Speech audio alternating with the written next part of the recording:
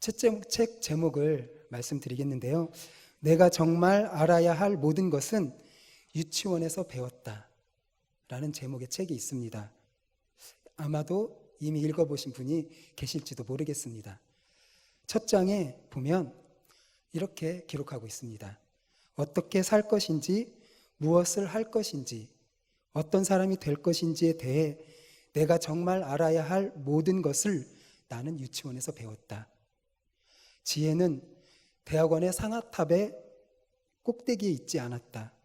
유치원의 모래성 속에 있었다. 라고 기록하고 있습니다. 저자는 이 책을 통해서 대학원이라는 학문의 지혜는 대학원이라고 하는 학문의 최고봉에 있는 것이 아니라 유치원에서의 장난감과 놀이 속에 있기 때문에 어린 시절에 이미 배운 것을 회복하는 것이 인생의 지혜라고 이야기를 하고 있습니다.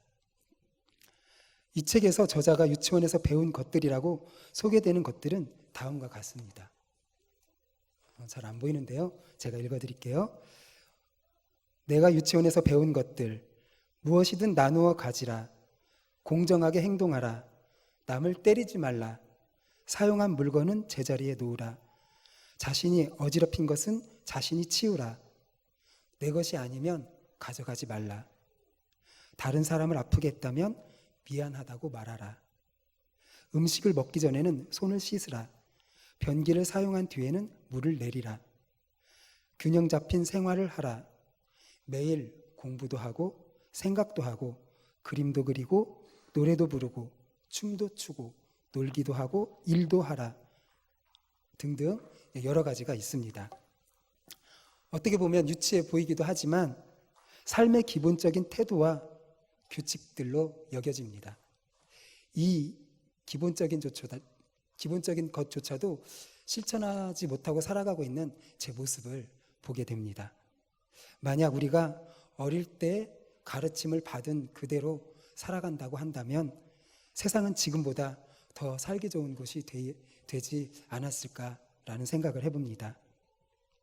유치원은 친구들과 함께 놀며 사회생활을 배우고 한글과 숫자를 익히는 것 외에도 질서를 지키고 예의 바른 행동, 상대방에 대한 배려 등 기본적이지만 가장 중요한 태도와 마음가짐을 배우는 곳이 유치원입니다. 3살 버릇 8까지 간다는 말이 있듯이 영아기, 어린 시절에 배운 것들이 평생을 간다고 이야기합니다. 그래서 어린 시절의 학습 경험을 매우 중요하게 여깁니다. 어릴 때 배워두지 않으면 머리가 굳어진 뒤에 사고가 고정되었을 때는 배우더라도 그 변화가 더디다고 말을 합니다.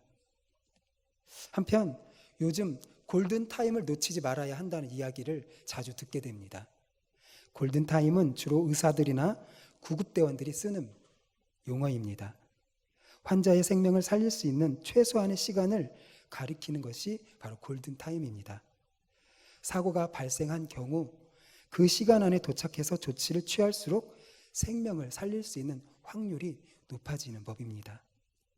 그런데 우리의 육체의 생명을 살리는 골든타임이 있듯이 우리 그리스도인의 인생에도 골든타임이 있습니다. 바로 무슨 말인가 하면 영혼을 살리는 말씀을 배우고 가르치는 최적의 시기, 놓치지 말아야 할 시기가 있다는 것입니다. 바로 5살 무렵 유치원에 다닐 때의 나이입니다.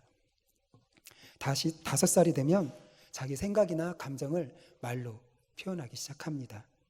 읽고 쓰는 것도 교육하면 가능한 나이입니다. 호기심이 왕성하고 친구와 놀이하면서 우정을 느끼는 나이입니다. 거짓말도 가능하고 잘못한 것을 지적하면 깨닫고 반성할 수 있는 나이입니다. 그래서 5살은 교육이 가능한 시기라고 말할 수 있습니다. 서두에 제가 언급한 책 제목, 내가 정말 알아야 할 모든 것은 유치원에서 배웠다라는 이 책 제목에 공감한다면 기독교 신앙을 교육할 수 있는 최적의 시간 역시 인성과 가치관이 형성되는 5살 무렵부터라고 말할 수 있습니다.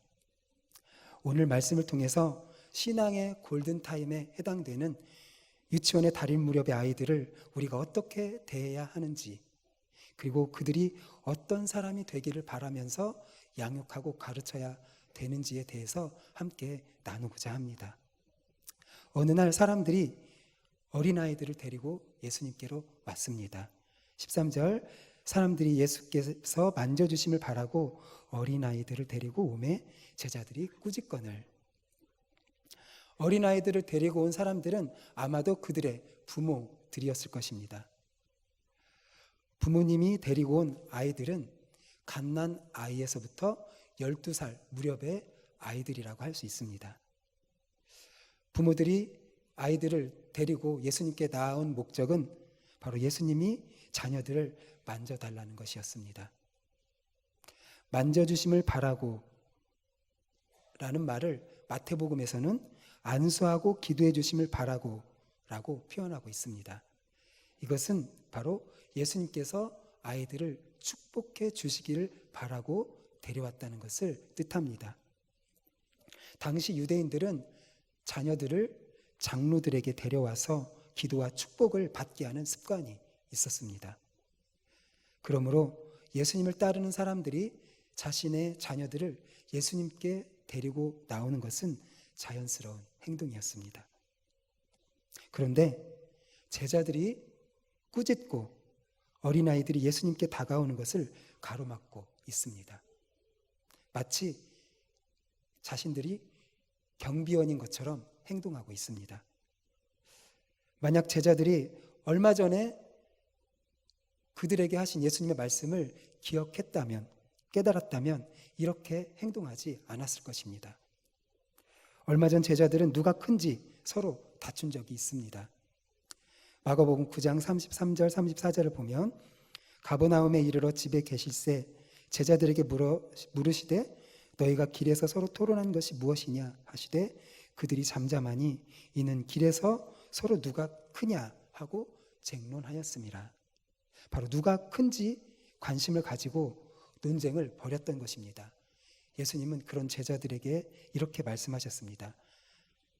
9장 36절 37절에 보면 함께 읽어봅니다. 시작.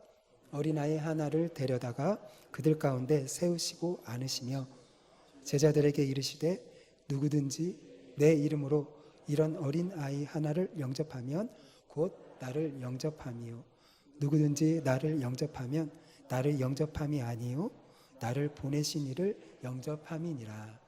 아멘. 바로 예수님은 어린아이를 영접하는 것이 자신뿐만 아니라 하나님을 영접하는 것이라고 가르쳐 주셨습니다.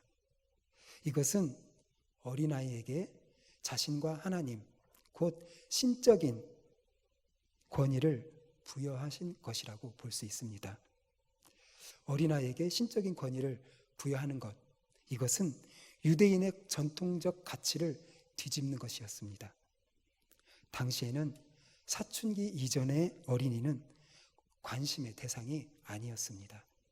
어린이는 존재감이 없었던 시대였습니다. 쉽게 무시당한 존재가 어린아이들이었습니다. 이런 사회적이고 문화적인 상황을 고려한다면 어린아이들을 데려오는 부모들을 꾸짖은 제자들의 모습은 잘못된 행동이 아닌 것으로 여겨질 수도 있습니다. 그러나 예수님은 무시당하던 어린아이들을 소중하게 받아들이셨습니다. 예수님께서 어린아이를 영접하는 것이 자신과 하나님을 영접하는 것이라고 말씀하셨을 때 제자들이 그것을 깨달았다면 제자들을 가로막지는 않았을 것입니다. 그러나 제자들은 아직도 유대 전통 가치관에 매여서 연약한 자들이 인정받는 하나님 나라의 가치를 깨닫지 못했던 것입니다. 아마 점점 더 많은 사람들이 예수님께 모여드는 것을 본 제자들은 예수님께서 예루살렘을 향해 가시는 모습을 정치적인 색 안경을 끼고 바라봤을 것입니다. 그래서 큰일을 하러 가시는 예수님이 사람의 수에도 들지 않는 존재감이 없는 어린아이들에게 신경 쓸 여유가 없을 것이라고 제자들은 판단했던 것 같습니다. 바로 어린아이들은 예수님께서 큰일을 하러 예루살렘에 가는 것을 방해하고 하나님 나라를 세우는 일에 전혀 도움이 되지 않으므로 그들에게 관심을 두는 것은 쓸데없는 것이라는 생각을 제자들은 했을 것이라는 것입니다. 그러나 하나님의 나라는 이런 자의 것이라고 말씀하셨습니다. 14절을 보면 예수께서 보시고 노하시어 이르시되 어린아이들이 내게 오는 것을 용납하고 금하지 말라. 하나님의 나라가 이런 자의 것이니라. 아멘. 예수님은 어린아이들이 힘도 지위도 없다는 이유로 제지당하고 있는 모습에 분노하셨습니다. 예나 지금이나 여전히 사람들은 영향력이 크고 성공한 사람들에게 주목합니다. 잘나고 힘 있는 사람이 높아지는 사회입니다. 그리고 힘 있는 사람에게 어떻게든 줄을 서려고 하는 것이 오늘날 살아가는 사람들의 모습입니다. 그러나 우리 예수님은 세리와 창기, 가난한 자, 병든 자, 고아와 과부, 그리고 어린아이들을 가까이 하셨고 이들을 돌보셨던 분이 바로 우리 예수님이십니다. 하나님의 나라는 무시당하고 거절당하는 사람, 곧 병든 자, 소외된 자, 이방인, 여자, 어린아이들이 인정받고 소중하게 여겨지는 나라입니다. 하나님의 나라는 세상적으로 볼 때 작고 약한 사람일지라도 환영받는 나라입니다. 제자들은 마치 자신들이 예수님께 누가 나올 수 있고 나올 수 없는지를 가리는 문지기와 같이 행동을 했습니다. 예수님은 이런 연약하고 부족한 자가 인정받고 환영받는 하나님의 나라를 깨닫지 못했기에 제자들의 그런 행동에 크게 분노하셨던 것입니다. 노하기까지 하셨다는 것은 바로 어린아이들이 존중받기를 바라는 예수님의 마음이 얼마나 큰 것인지를 우리에게 보여주고 있습니다. 바로 예수님의 가르침은 모든 사람은 존중받아야 하며 사랑을 받아야 할 존재라는 것을 가르쳐 주시는 것입니다. 예수님은 이어서 15절에 말씀하십니다. 내가 진실로 너희에게 이르노니 누구든지 하나님의 나라를 어린아이와 같이 받들지 않는 자는 결단코 그곳에 들어가지 못하리라 하시고. 아멘. 바로 하나님의 나라를 어린아이들처럼 단순하게 받아들이지 않으면 절대로 그 나라에 들어갈 수 없다고 말씀하고 계십니다. 이 말씀은 어린아이를 절대화시켜서 어린아이가 가지고 있는 특성에 초점을 두고 있는 말씀이 아닙니다. 왜냐하면 아이들에게도 죄성이 있고 원죄의 뿌리가 있기 때문입니다. 어른보다는 덜하겠지만 아이들 속에서도 욕망과 욕심이 존재합니다. 단지 어른과 비교했을 때 자신들이 가진 것을 자랑하고 욕망에 사로잡혀 살아가고 있는 어른들보다는 어린아이들이 더 순수함과 의존성, 신뢰, 사랑, 그리고 겸손함을 가지고 있습니다. 이런 속성은 바로 하나님 나라에 속한 백성에게 요구되는 자질이기도 합니다. 어린아이에게는 아직 이런 속성이 남아있기 때문에 예수님은 어린아이를 들어서 그렇지 않은 어른들을 깨닫게 해주시는 것입니다. 즉 어린아이처럼 되어야 한다는 말씀은 사람을 무시하고 하나님을 두려워할 줄 모르고 명예와 권력, 물질의 노예가 되어 살아가는 오늘 우리를 기성세대를 향한 경고의 말씀이라고 볼 수 있습니다. 어린아이들은 어떤 자랑할 만한 것도 없지만 예수님이 보고 싶었고 예수님이 만져주심을 바라는 단순한 마음으로 예수님께 나왔습니다. 하나님 나라에 필요한 것은 바로 이것이면 충분합니다. 하나님의 나라는 노력이나 자격을 갖추어야 들어갈 수 있는 것이 아닙니다. 하나님의 나라는 어린아이처럼 그것이 가장 좋은 것인 줄로 알고 기쁘게 받아들이는 자가 들어갈 수가 있는 것입니다. 오늘 우리는 어린아이들을 막는 제자들처럼 행동하기를 좋아합니다. 다른 사람을 감시하고 통제할 수 있는 권리를 가진 자처럼 행동하기를 좋아하는 것입니다. 그러나 우리는 하나님의 나라를 어린아이와 같이 단순하게 받아들이는 자가 되어야 합니다. 우리 예수님은 이런 어린아이들 안고 안수하시고 축복해 주셨습니다. 16절에 그 어린아이들을 안고 그들 위에 안수하시고 축복하시니라. 아멘. 제자들은 어린아이들이 가까이 오는 것을 막았지만 예수님은 그들을 다시 맞아주시며 안아주시고 축복해 주셨습니다. 예수님은 어린아이들이 하찮고 귀찮은 존재가 아니라 하나님 나라의 소중한 존재라고 하는 사실을 가르쳐 주셨습니다. 이런 예수님의 모습을 통해서 우리 공동체가 어린아이 같은 약자들을 맞아들이고 어린아이들을 훌륭한 믿음의 사람으로 키워야 하는 교육적인 책임이 우리에게 있음을 보여줍니다. 어린아이들도 시간이 지나면 어른이 됩니다. 부모와 어른 세대, 신앙 공동체인 교회는 아이들이 순수함을 잘 간직하고 하나님 나라의 가치를 깨닫도록 하는 사명을 가지고 있다는 사실을 우리는 놓치지 말아야 합니다.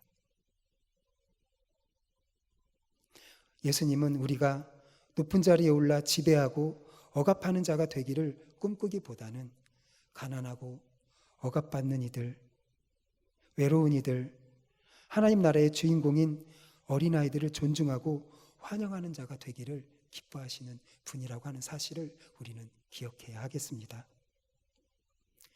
하나님의 나라는 비록 연약하지만 하나님의 영광을 구하는 자들의 것입니다. 예수님을 따르는 오늘 우리는 약하고 낮은 곳에 처한 사람들을 존중하고 그들이 하나님 나라에 들어가기에 합당한 존재임을 인정하며 그들을 기꺼이 섬기는 자가 되어야 합니다. 모든 사람은 사랑을 받아야 할 존재입니다. 나보다 더 작고 약한 사람들을 사랑으로 세우도록 하는 부름을 우리 모두는 받았습니다.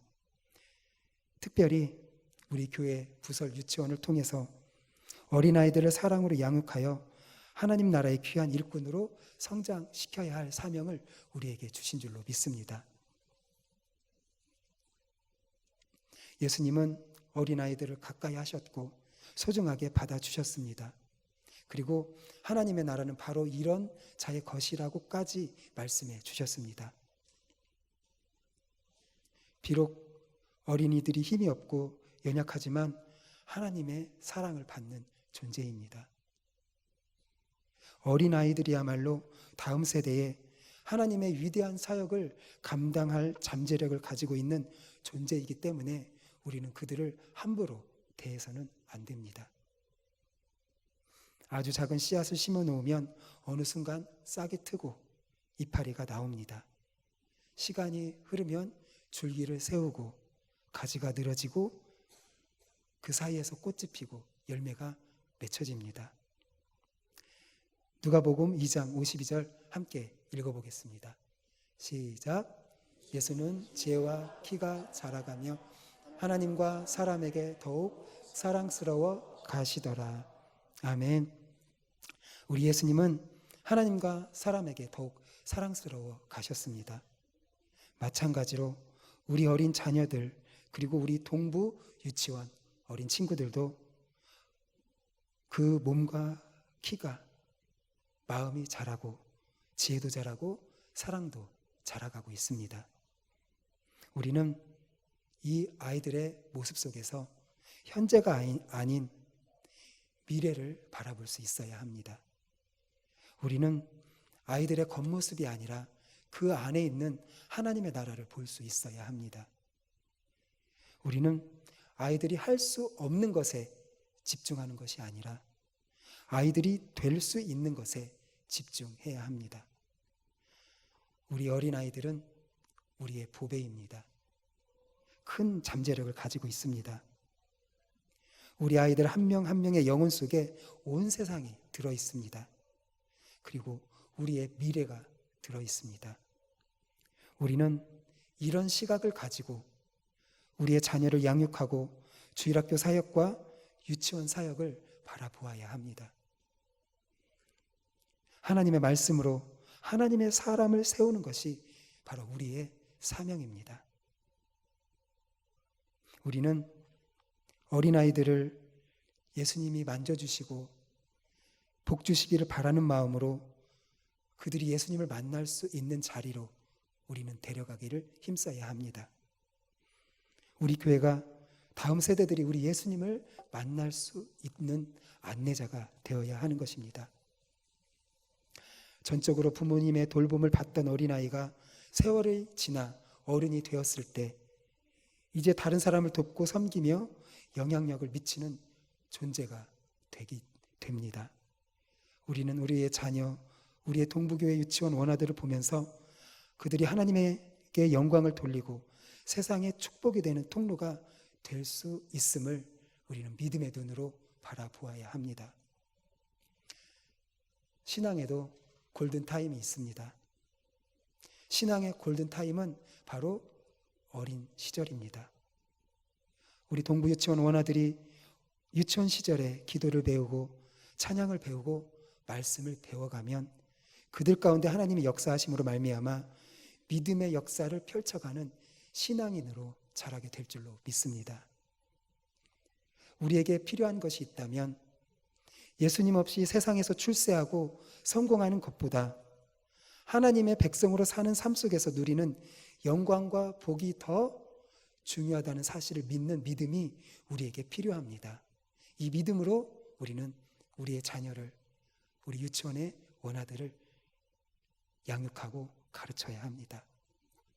이 믿음으로 양육하고 가르칠 때 우리가 돌보는 어린 영혼들은 어떤 위치, 어떤 상황 속에서도 하나님을 영화롭게 하고 세상에 축복이 되는 존재로 성장해 나가게 될 것입니다. 우리 동부 유치원 원아들이 자라는 원동력은 바로 예수 그리스도의 사랑입니다. 그것은 두말할 나위가 없습니다. 우리 동부 유치원이 그리스도의 사랑을 바탕으로 인생의 기본이 되는 소양뿐만 아니라 신앙을 가르치는 기관이 되도록, 그래서 동부 유치원 출신 원아들이 믿음의 사람으로 하나님의 나라와 영광을 위해 아름답게 쓰임받는 자가 되기를 우리는 힘써 기도해야 될 줄로 믿습니다. 특별히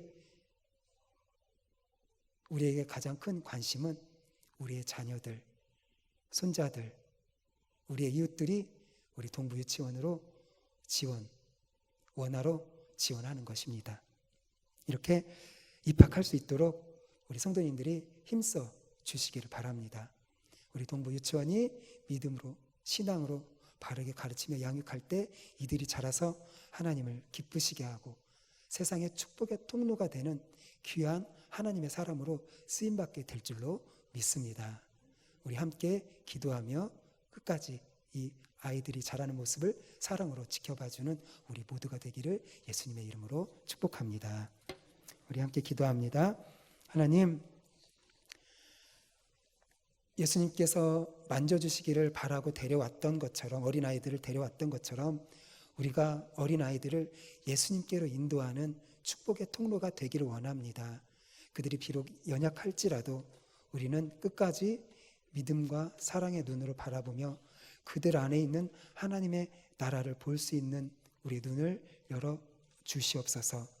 하나님께서 함께하여 주시고 우리 동부 유치원이 더 성장하고 부흥하여 나갈 수 있도록 인도하여 주실 줄로 믿사오며 예수님의 이름으로 기도드립니다. 아멘.